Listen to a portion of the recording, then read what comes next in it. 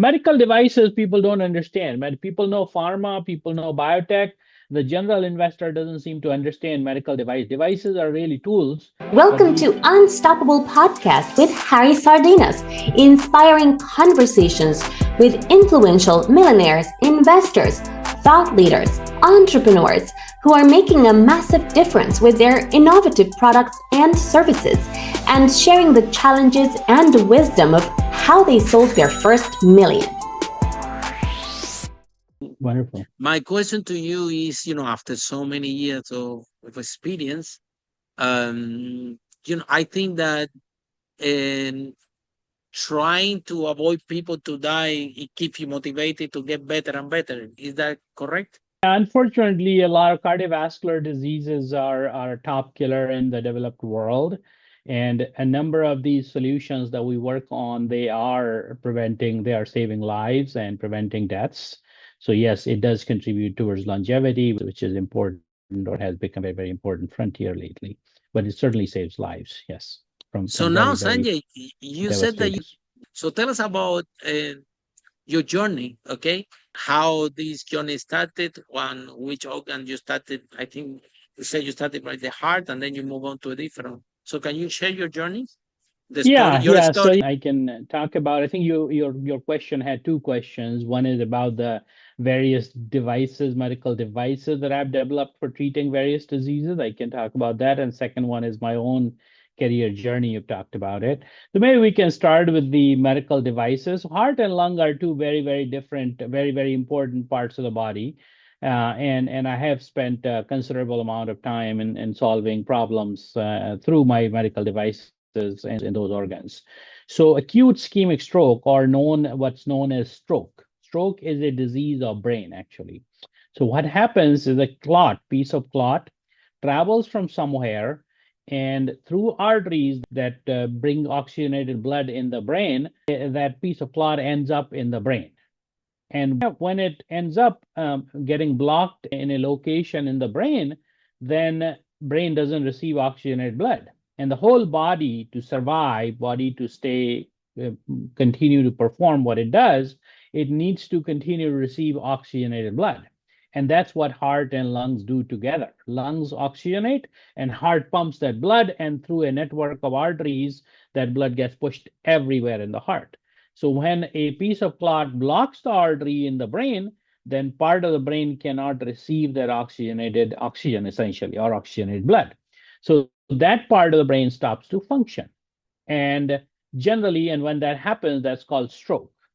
Now, what happens if it's one entire part of the brain, one half of the brain, then the entire half of the body becomes paralyzed. You've seen people, I imagine, that have a stroke and got paralyzed.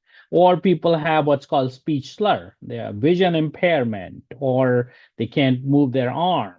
So first, maybe I'll take this opportunity to acquaint your audience on how to recognize that they are having a stroke. Anytime you feel or you suspect that you are having a stroke, remember this FAST campaign. FAST means facial drooping. You or your loved one that's around you, if they are having a facial drooping, meaning facial becoming like oblong or oblique like this, then that's one sign. Then ask them to lift their arm. They can't lift their arm, then that's the FA. And speech slur, that they can't speak properly when they're having a stroke. And then T stands for time to call, in the US what we say 911, which is the emergency call, or in whichever country people are listening. So that FAST campaign, remember that. So when stroke happens, up until 20 years ago, the standard of care was that once you got a stroke, where I grew up, people think, oh, but they're going to spend the rest of their life as in paralysis, die, or something like that. But the standard, even in the US, was about a third of the patients got better, a third stayed the same, and third got worse. So there was a drug that Genentech has called TPA. So the doctors gave that medicine, and that was the result of it. Then came medical devices. People said if it's a physical problem, if there is a clot that's trapped inside the artery in the brain, can we remove that? Now, if you do open surgery of the brain, that's very complex. That has its own morbidity and mortality and risks and all that. So we tried to develop, since these therapies were developed now maybe 15 years ago, and around the world, they are continuing to get better, first of all, but then also around the world, they are continuing to be used. more and more because it's trained doctors. It takes trained neurointerventionalists, which are becoming available into more and more of the world. And as a result, so first it's about creating the therapy, then about creating more and more trained doctors that can use these therapies and saving the lives and saving the quality, improving the quality of life. But it's a significant sort of contribution to the world to be able to have treatments for acute ischemic stroke. And likewise, in the brain itself, since you talked to me about journey, we also worked on some brain aneurysm products. There is few different types of products that treat brain aneurysms without having to cut open. There is maybe about a third of the aneurysms in the brain are still treated open surgically, where people cut their skull open and then do the surgery. They tend to have more complexities, more what's called mortality and morbidity. But in some cases, that's justified, maybe because intervention is not available or other reasons. But for the most part, the world is switching to these interventional therapies where from the groin, we can go and put these metallic platinum coils actually that we fill up in the aneurysm. Aneurysm is a little side pocket that forms on the side of a blood vessel or artery. And it can rupture. That's the downside of it. It can rupture. It can push on certain organs, then it can create problems and interfere in the function of certain organs too. And brain is like a central command of the body. So brain controls everything. So whichever part of the brain doesn't work, if that was controlling speech or vision or arm or movement or anything, then that function gets interfered. So by creating a solution to these interventional solutions have become very standard now and very, very safe. The other part of the journey of that, when we create these solutions, it takes some time for the solutions to devices that we develop. Doctors start to use it. And doctors learn how to use them correctly. Doctors learn which patients to use them. Device makers like us learn how to make the product better. So it's a process that takes, 5, 10 years, sometimes even 15, but to get to a point that anyone around the world can use and more people can use. And stroke treatment today is definitely at that point that it's become extremely simple, it's become extremely efficacious, and people around the world use it today. So I'll pause there again if you want to say anything else, but then I can continue in talking about some other medical devices. Yes, Sanjay, I would like to know about market size and the for the entrepreneurial and the business opportunity, right? So how many devices do you already have in your company? How the process work? What are the B2B opportunities that you have available? And also, if your company at the moment is raising finance, if you can also expand a little bit more about this. Yeah. So I talked about my past product. Innova Vascular is founded to remove blood clot in a minimally invasive manner also, but from different parts of the body. So there's blood clots that form in legs or other deep veins inside the body. They are called DVT or deep vein thrombosis. Those blood clots can travel from veins into lungs. And that causes a condition called pulmonary embolism, where a patient can't breathe and they have chest pain, symptoms similar to that of a heart attack. So after my journey, after my stroke product, then I embarked on Innova Vascular about 5 years ago. In 2021, we started working on this product. And these products now are FDA approved. We have a clot puller and a sucker, aspiration catheter, and a clot retriever that are cleared by the US FDA that are being used in hospitals in the US as well as outside the US now. And again, saving the near-death experiences, because when patients get pulmonary embolism, that's a very high mortality rate type of condition because it causes heart failure.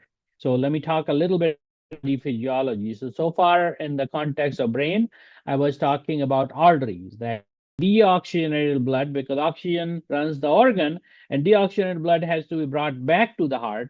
And those vessels that are bringing it back, it's like a tree structure in the body. Those are called veins. So all veins drain into the right heart.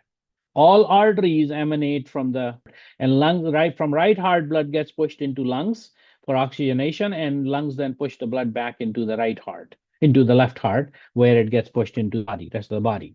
So the reason I'm saying all of that veins tend to be and slow flow vessels as compared to arteries. So they are more prone to clot formation, or clot, that's called thrombus in medical language.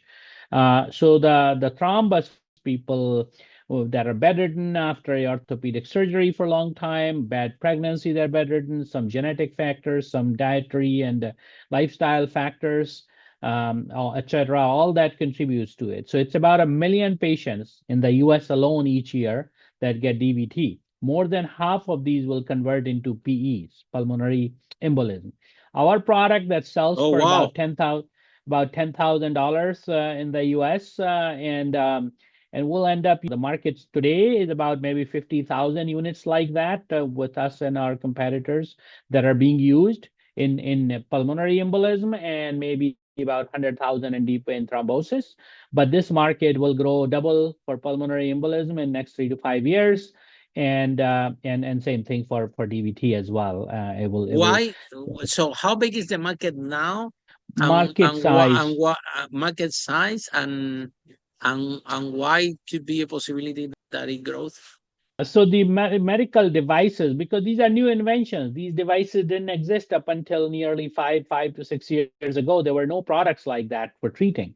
So as we come up with these new solutions, we work with doctors to create these solutions, and then doctors teach other doctors on how to use them. So more doctors need to be created. So it's a market development. Disease is there. Disease, like I said, there's 1 million people that are getting it in the US alone, and about 12 million around the world for these what's called VTE, venous thromboembolism.